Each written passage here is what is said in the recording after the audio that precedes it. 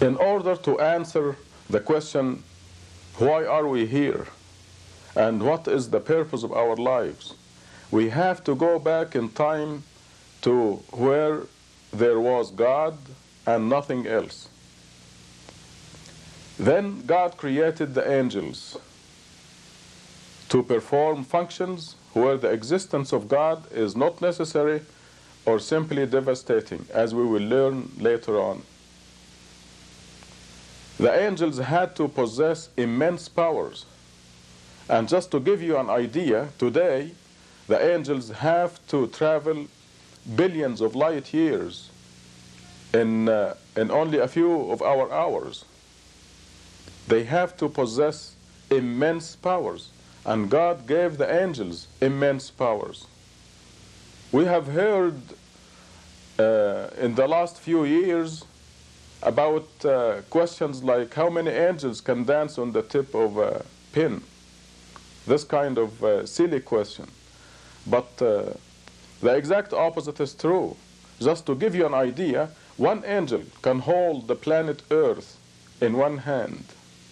We know these things now after the discovery of the mathematical code and the mathematically proven statements in the scriptures. One of the angels became infatuated with his God-given powers. He had so much power that he thought he can be a god in his own right. That angel's name was Lucifer, or Satan, or the devil, or El Diablo. He has many names. Let us call him Satan for the purposes of this program. Satan, you can imagine Satan flying in the universe and saying to himself, I can be a god in my own right. I can rule part of this universe by myself. That was all in his head. And of course, his fellow angels had no idea what Satan was thinking. But God knew about Satan's supercilious thoughts deep in his head. God knew those thoughts. And there were two alternatives. Either God can simply wipe out Satan, and in this case, the angels will wonder. They will be perplexed. Why did God do this to Satan? Satan didn't do anything wrong. The other alternative was to expose Satan first. And to do this, God decided to create a tiny, a minute creature from a lowly material, mud. You can imagine the size of the human being compared to the size of an angel who can hold the planet Earth in his hand. So God created a tiny creature from a lowly material, mud. Then God ordered the angels to bow down before Adam, this tiny creature. They all did, except you know who, Satan. And thus Satan was exposed as a rebel. Now the angels see for themselves that Satan is a rebel who deserves to be banished from God's kingdom. That was the first reason for creating the human race.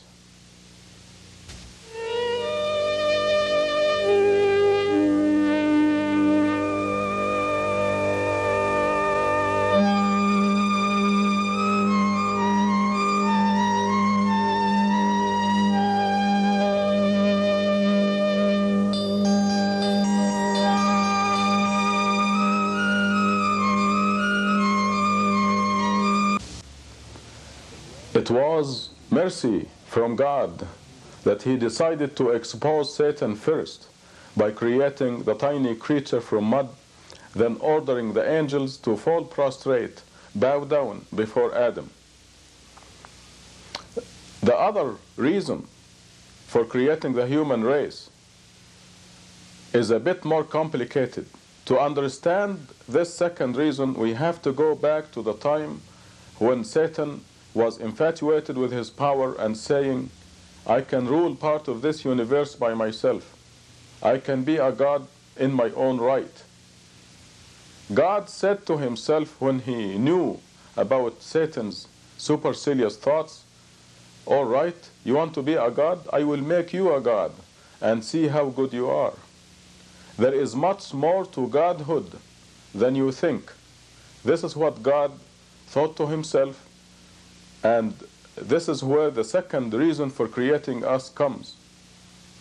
In order to make Satan a God temporarily, God decided to give Satan a dominion and constituents. In order to be a God or a king, you have to have a dominion and constituents.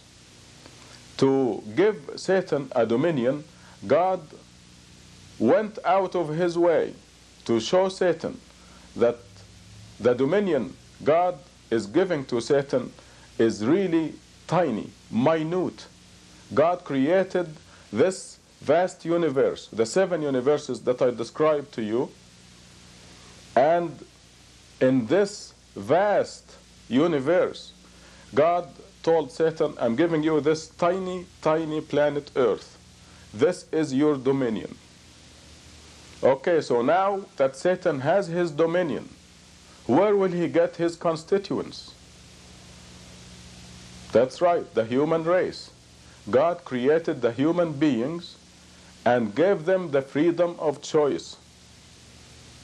God told us, you and me and every one of us, that if we choose Satan's kingdom, we belong in Satan's kingdom. And if we choose God's kingdom, then we belong in God's kingdom. Now this choice depends on siding with Satan's point of view or God's point of view. God's point of view is that God alone is Lord of the universes. He has no partners, no other gods besides him. This is God's point of view. And when you agree with this point of view, you belong in God's kingdom. Satan's point of view, on the other hand, is that God alone is not enough. There can be, or there must be, another God or gods besides him. And Satan wanted to be that other God. So the human beings have the freedom of choice, and those among them who side with Satan's point of view become Satan's constituents. So now Satan has his dominion, the planet Earth, and his constituents, the human beings who side with his point of view. And Satan is being tested as a God. And the results are all around us. Now you know why the famine, the starvation, the misery, the accidents, the cancer. Satan's kingdom is plagued with these problems. On the other hand, these problems do not exist in God's kingdom.